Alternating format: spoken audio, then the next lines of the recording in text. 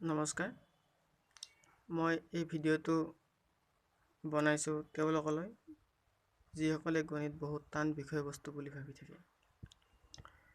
Actually গণিত টান বিষয়বস্তু নহয়, কিন্তু কিছুমান সৰু সৰু কথা যদি আগতীয়াকৈ জানি লোৱা যায় তেতিয়া গণিত কৰিবলৈ বা বুজিবলৈ খুব সহজ হৈ পৰে।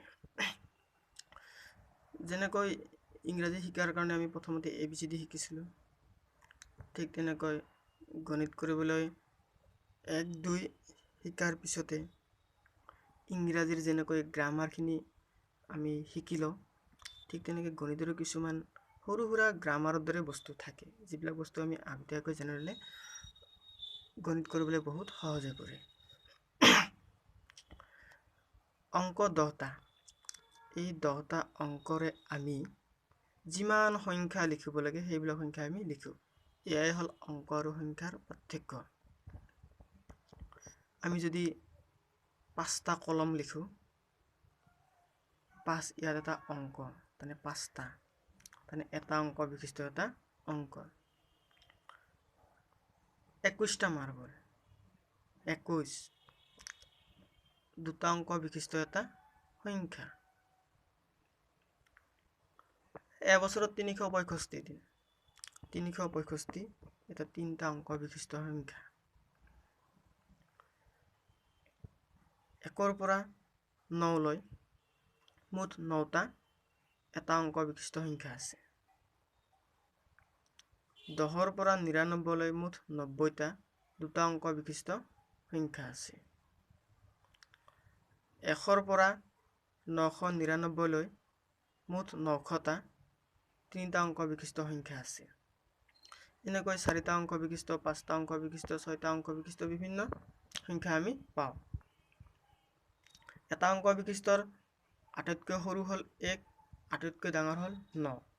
দুটা অংক বিশিষ্টৰ আটাইতকৈ সৰু হ'ল এটা অংক বিশিষ্টৰ ডাঙৰটোৰ লগত 1 যোগ কৰি যিটো পোৱা যায় 10, আৰু আটাইতকৈ ডাঙৰ হ'ল 99। ঠিক তেনেদৰে 3টা অংক বিশিষ্ট হ'ল দুটা অংক বিশিষ্টৰ আটাইতকৈ ডাঙৰটোৰ লগত 1 যোগ কৰি পোৱা 100, আৰু আটাইতকৈ ডাঙৰ হ'ল 3টা অংক বিশিষ্টৰ 999। ঠিক তেনেকৈ 4টা অংক বিশিষ্টৰ 1000, আৰু 4টা অংক বিশিষ্টৰ আটাইতকৈ ডাঙৰ হ'ল 9999। তেনেকৈ আমি সংখ্যাৰ আমি গঠনবিলাক হৈ গৈ থাকে।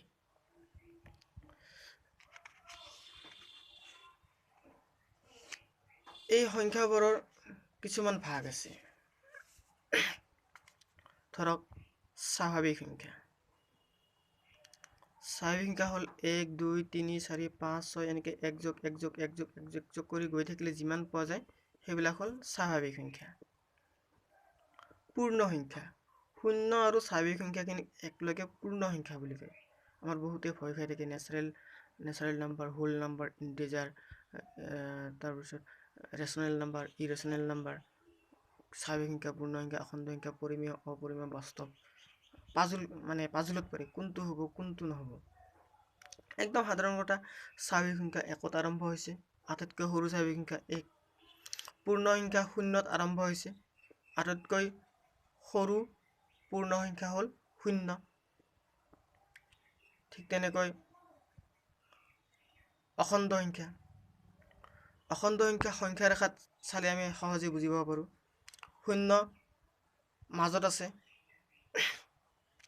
0ৰ সোঁফালে ধনাত্মক সংখ্যাবিলাক ক্ৰমে বাঢ়ি গৈ আছে, আৰু বাওঁফালে ঋণাত্মক সংখ্যাবিলাক ক্ৰমে কমি গৈ আছে। তাৰমানে -5তকৈ -4 ডাঙৰ, কিন্তু +4তকৈ +5 ডাঙৰ। পৰিমেয় সংখ্যা, p/q আকৃতিৰ অৰ্থাৎ ভগ্নাংশ আকৃতিৰ সংখ্যাবোৰক পৰিমেয় সংখ্যা ক'ব যদিহে p/q অখণ্ড সংখ্যা, আৰু q ≠ 0 অৰ্থাৎ হৰ কেতিয়াও 0 হ'ব নোৱাৰে। ওপৰত যিমানবিলাক আমি স্বাভাৱিক, পূৰ্ণ, অখণ্ড সংখ্যা পালোঁ, এই আটাইবোৰ পৰিমেয় সংখ্যা, কাৰণ ধৰা হ'ল 1 পৰিমেয় সংখ্যা, কাৰণ একো নাই যদিও তলত এটা আমি 1 থকা বুলি আমি ধৰিব পাৰোঁ, কাৰণ 1 ৰে 1 হৰণ কৰিলে 1 পাম। 2ৰ তলতো হৰ হিচাপে এটা 1 থকা বুলি ক'ব পাৰোঁ, কাৰণ 2ক 1 ৰে হৰণ কৰিলে আমি 2 পাম। 2 ভাগৰ 1 আৰু 2 অখণ্ড সংখ্যা, ধনাত্মক অখণ্ড সংখ্যা, গতিকে এটা পৰিমেয় সংখ্যা। 7 ভাগৰ 22 এইটো পাইৰ মান, কিন্তু ইয়াত ই পৰিমেয় সংখ্যা, কিন্তু পাই অপৰিমেয় সংখ্যা। √4 এনে মৌলিক সংখ্যাৰ ওপৰত যদি √4 থাকে সেইবিলাক অপৰিমেয় সংখ্যা, কিন্তু √4 আমি যদি 2 স্কুৱেৰ √2 স্কুৱেৰ হয়, √4 আৰু স্কুৱেৰৰ যিটো ঘাত 2 আছে, সেই 2 গুচি গ'ল, গতিকে 2 পাম। √4 মানে 2, গতিকে এইটো এটা পৰিমেয় সংখ্যা। -3/5 পৰিমেয় সংখ্যা, মানে এইবিলাক হ'ল সদায় পৰিমেয় সংখ্যা। পৰিমেয় সংখ্যা যিবিলাক নহয় সেইবিলাকে হ'ল অপৰিমেয় সংখ্যা। পাই, তাৰপিছত এই দশমিক থকা সংখ্যাবিলাক, এইবিলাক হ'ল অপৰিমেয় সংখ্যা। বাস্তৱ সংখ্যা। পৰিমেয় আৰু অপৰিমেয় সংখ্যাবোৰক একেলগে আমি বাস্তৱ সংখ্যা বুলি কওঁ। তাৰমানে আমি ওপৰত স্বাভাৱিক সংখ্যা, পূৰ্ণ সংখ্যা, অখণ্ড সংখ্যা, পৰিমেয় সংখ্যা, অপৰিমেয় সংখ্যা যিমানবোৰ পাইছোঁ গোটেইবিলাকক একেলগে আমি কি বুলি কওঁ? বাস্তৱ সংখ্যা। আৰু এটা সংখ্যা আছে জটিল সংখ্যা, য'ত কাল্পনিক সংখ্যা ধাৰণা এটা থাকে। জটিল সংখ্যাটো বাৰু ইমান সকলো ক্ষেত্ৰতে প্ৰয়োজন নহয় বাৰু। এইবাৰ আহিছোঁ অখণ্ড সংখ্যাৰ কিছুমান ভাগলৈ। যুগ্ম আৰু অযুগ্ম। 2ৰে বিভাজ্য অৰ্থাৎ এককত যদি 0, 2, 4, 6, 8 থাকে, এই সংখ্যাবোৰক যুগ্ম সংখ্যা বোলে। মানে 2ৰে হৰণ যাব লাগিব আৰু 2ৰে যদি হৰণ নাযায়, অৰ্থাৎ এককত যদি 1, 3, 5, 7, 9 থাকে, এইবোৰক অযুগ্ম সংখ্যা বোলে। মৌলিক সংখ্যা। যিবিলাক সংখ্যাৰ উৎপাদক মাত্ৰ 2টা, সেইবোৰ সংখ্যাক মৌলিক সংখ্যা বোলে। যেনে 2, 1 পূৰণ 2, 3, 1 পূৰণ 3, 5, 1 পূৰণ 5, ইয়াততো আৰু বেলেগ হ'ব নোৱাৰে। এইবিলাক হ'ল মৌলিক সংখ্যা। কিন্তু 4ৰ ক্ষেত্ৰত চাওক, 1 পূৰণ 4, 2 পূৰণ 2, তাৰমানে কি ইয়াততো 2টাতকৈ বেছি হ'ল, 1, 2, 2, 4,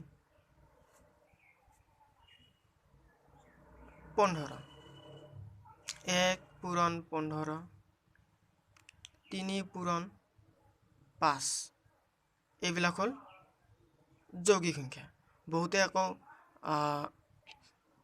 মৌলিক সংখ্যা বুলি ক'লে বহুতে আকৌ এই অযুগ্ম সংখ্যা মানে আৰু মৌলিক সংখ্যা বুলি ভাবি লয়, সেইটো ভুল ধাৰণা। মৌলিক সংখ্যা বুজিবলৈ হ'লে সদায় উৎপাদকৰ কথাটো জানিব লাগিব। উৎপাদক যদি মাত্ৰ 2টা, তেতিয়াহ'লে সেইটোহে মৌলিক সংখ্যা। আৰু যদি 2টাতকৈ বেছি হয়, সেইটো কি হ'ব? যৌগিক সংখ্যা হ'ব। সি যুগ্মই হওক বা অযুগ্মই হওক, কথা নাই। তেতিয়াহ'লে 1 কি হ'ব?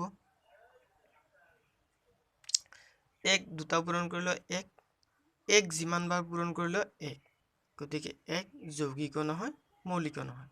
যেনেকৈ 0 ধনাত্মকো নহয়, ঋণাত্মকো নহয়, 1 তেনেকৈ যৌগিকো নহয়, মৌলিকো নহয়। বৰ্গ সংখ্যা। বৰ্গ সংখ্যা ইয়াত বৰ্ণনাবলৈ গ'লে আমাৰ বহুত টাইম লাগিব।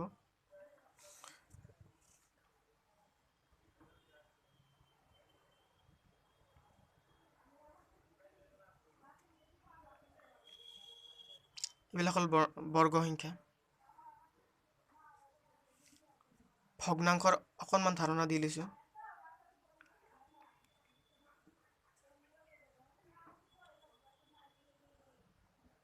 লব, হৰ, লব আৰু হৰ।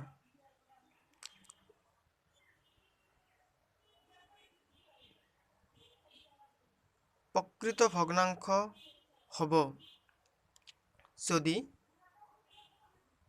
লব হৰতকৈ সৰু হয়। অপ্ৰকৃত ভগ্নাংশ যদি লব হৰতকৈ ডাঙৰ।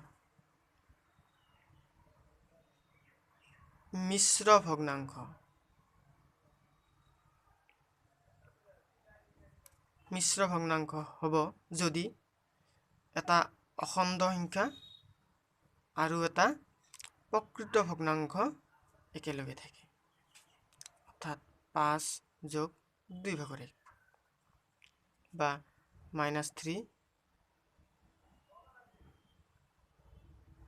and 1/3 এইবিলাক হ'ল মিশ্ৰ ভগ্নাংশ। এইখিনি কথা যদি থুলমূলকৈ আমি ভালকৈ বুজি লওঁ তেতিয়াহ'লে আমাৰ কোনো ধৰণৰ গণিত কৰিবলৈ অসুবিধা নহয়, কাৰণ প্ৰায় বিভিন্ন অংকত এইবিলাক কথা বিভিন্ন ধৰণে ক'ৰবাত নহয় ক'ৰবাত কিবা নহয় কিবা এটা সোমাই থাকে।